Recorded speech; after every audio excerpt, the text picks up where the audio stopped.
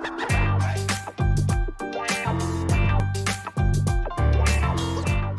day, beautiful people. You're welcome to another episode of the Cruize Wit Elvis show. This is where we keep it real, we keep it structured, and we keep it unfiltered. And today I'll be having a one-on-one with a very good friend of mine. I will tell you about him in his own words. In his own words, I coach leaders, speak at events, and help people build brands that actually mean something. My background in ICT engineering, so structure and systems come naturally to me, but what they really drive is people, helping them find their voice, get clear on what they are building, and position them right. I started Purpose Hub to train young leaders and executives on public speaking, managing teams, and setting up organizations that work. I also run Kingdom Giants Connect. This is a giveaway, a ministry space for raising leaders with purpose. Right now, I serve as an assistant pastor at Action Faith Church Global 2. For me, leadership isn't about titles, it's about clarity, structure, and making impact where you are in business, in community, and in ministry. Yes, I actually asked them to tell us about themselves in their own words so that you get an in-depth picture of who our one-on-one guest is. So today, my one-on-one guest is nobody but Prince Isaiah Audu. I call him Apostle. Yes. My bro, you're welcome to Cruize Wit Elvis. Thank you very much. I'm delighted to be here. It's an honor having you here. Thank you so much. So, yes, my brother, Yes. as a coach, a pastor, and brand builder, who is Prince Isaiah when all these titles are not there? When all these titles are not Yes. there, Prince Isaiah is a son, Okay. a friend, a brother, and somebody who just wants to, let's say, make the most out of his life. Wow. Right. So, That's nice. yes. So, if somebody is meeting you for the first time, personally, what do you think would be their greatest misconception about you? Their greatest misconception. Yeah. Well, I think it will differ based on Okay. the time they met me or the mood you meet the The person. mood. Yes. So people can say I'm loud. Okay. Depending, some might say quiet. I mostly get quiet, but around my friends, they know that quiet is not really it. I can relate. Yeah, so the misconception is that they might feel that this person is quiet or reserved. Okay. Some people might feel as if you are rude, just depending on the The mood. Yes, yes. So, Prince, do people feel intimidated by you or inspired by you generally? Which one is more of the major side? I would say inspired. Okay. Right, at this point, let's say inspired. Inspired. Because I drive at trying to do something different, even above, like not what the general concept of, even in life or ministry, I don't try to do what every other person is doing. So I would say inspired. Intimidated, I don't know the people, but you know, in this life, you are not really, you won't say you are completely without I understand. people that do not think less or highly of you. Of you. Just That's have those it. type of people. Yes. So you said leadership isn't about title. So, as a young Nigerian, and this era we are in, why do you think young people now chase titles so much? I believe it's the quest for power and then the ability that they don't really understand why you should be a leader. I believe that leadership is more of influence. If you can influence a leader, you are the one leading the leader.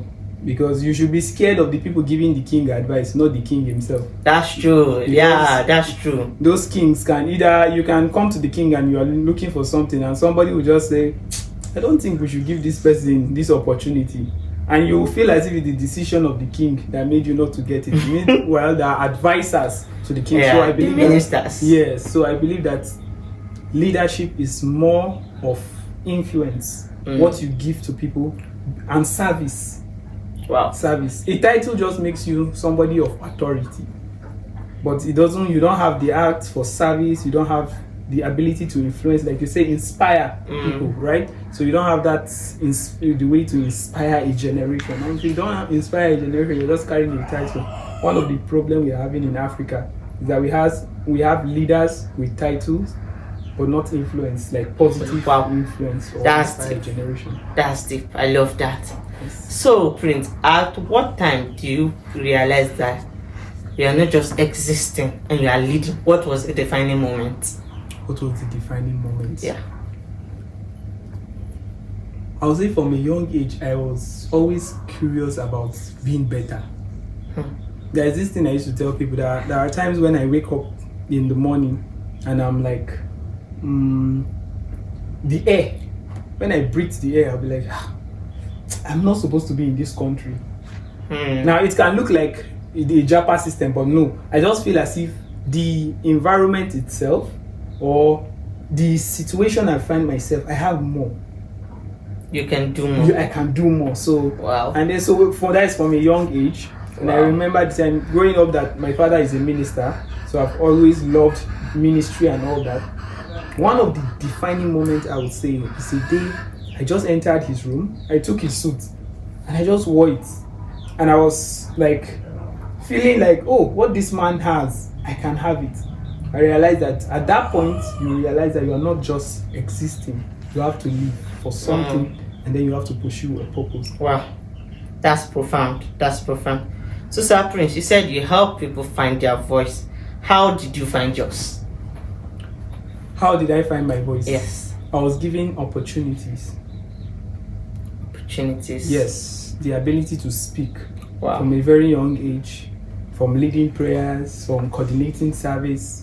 And then that's where I got my voice. And I realized that a lot of young people that don't have a voice, they don't know, they are not bold. If they are speaking, you are not articulating anything from them. So, my guy, is confidence something you build or something you discover? Confidence is what you build. Why did you say confidence is what you build? Because I believe that it is learned. Okay. That children naturally, that when they are born, they are inferior because of their environment. Okay. So you have to now build them to tell them, like how they do pep talk. You can do it, then they become confident gradually. Nigerian motivation speakers. Yes, but if you say it's discovered, I will not really agree, because discovering confidence, is it a talent? Right? So if you see a child that just grew up confidently, look at his parents and look at how they trained him and look at the information they are giving him. So I believe that confidence is built, not discovered. Wow, that's nice. So in your POV, what does building a brand actually mean? Yes. Building a brand, having visibility and excellence. I love that. I love those terms, visibility and excellence. Yes. Now, we've seen a lot of people going about social media saying they are building a brand. But really, are they really building a brand or chasing attention? They are chasing attention. Yes, because why would I say they are chasing attention? There is no structure. If you check some of their brand, today they are dancing, tomorrow they are posting their business. Today they are dancing, tomorrow they are paying, and then you see that their posts, there are a lot of tags. Other people are saying, if I come to your page and I can't find anything that tells me about your business or about your personality, that is, if you are as a person, you are a brand. That means you are just chasing shadows. You are not really building something that people can fall back to. But I think I would disagree on that. Okay. Research use on people's page. They dance today, tomorrow they push their business. I'm a brand strategist myself, and I know what we call pull magnets. Okay. It's possible that dance is their pull magnets. Depending on what the dance is projecting. Because I know people that they, how do I say it now? Go on TikTok today, you see vendors dancing to advertise wigs, to advertise clothes. Yes. So they dance. Some people that might be their pull magnets. To what? But is this still channeled on their brand?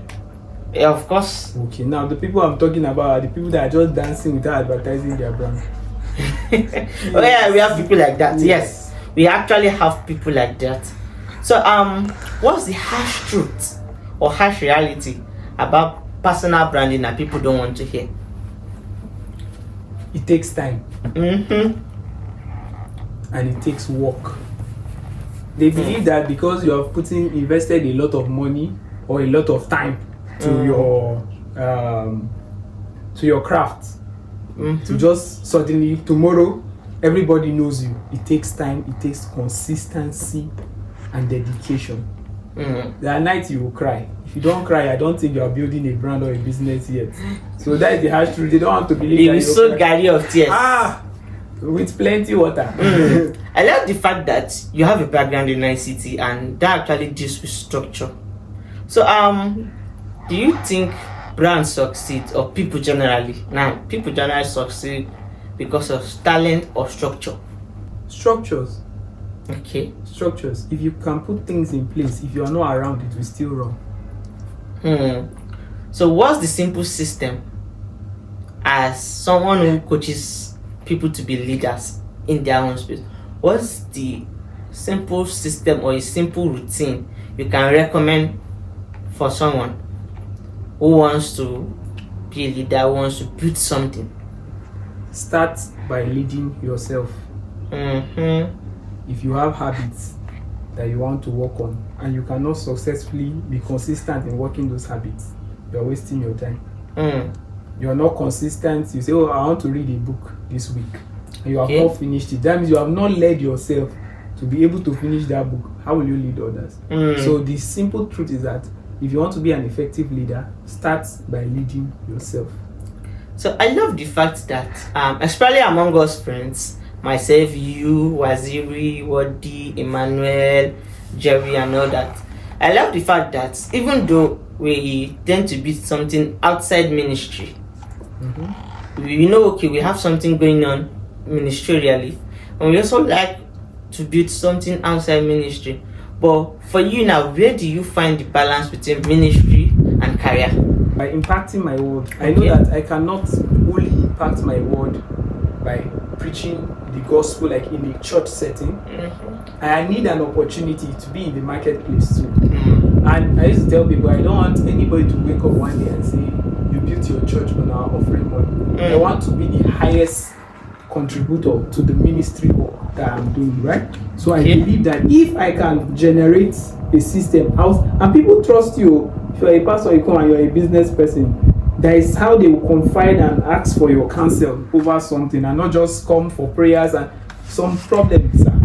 You know, now some problems are not solved by prayer. It's just reasonable. It's like this thing you did was wrong. So I believe where I draw the balance between ministry and career is the fact that you need a structure that works, and also you need God.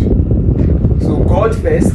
Okay, so I remember there was this time I used to just and I'd be like, okay, I know I have a calling in ministry, right?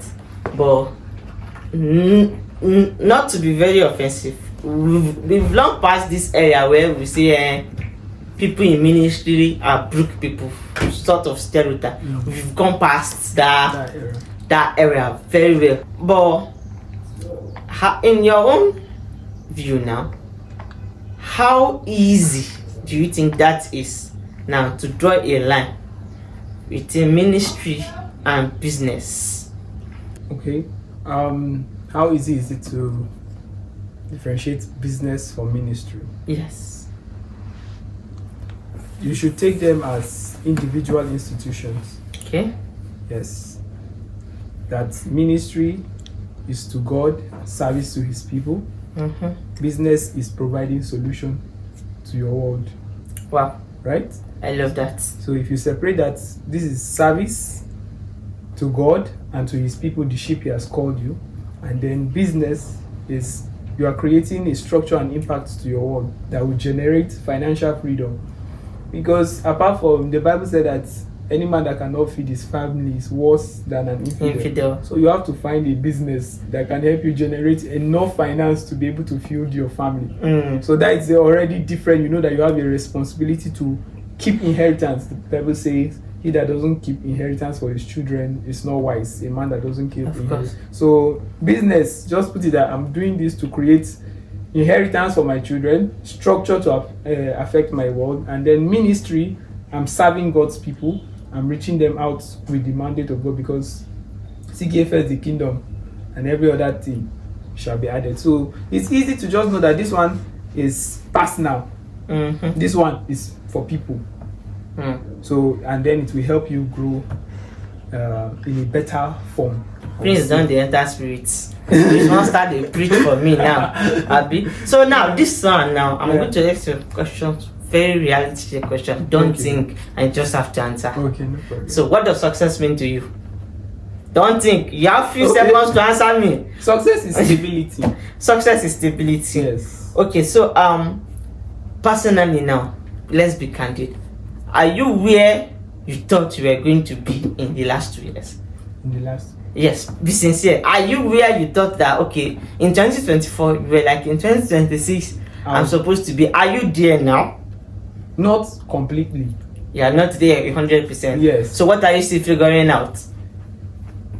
What every young person is figuring out: financial freedom, more of financial freedom. Okay. And then affecting more lives. That's it. So I'm going to give you some 2 option words and you pick which is more important to you. Yes. So leadership or influence?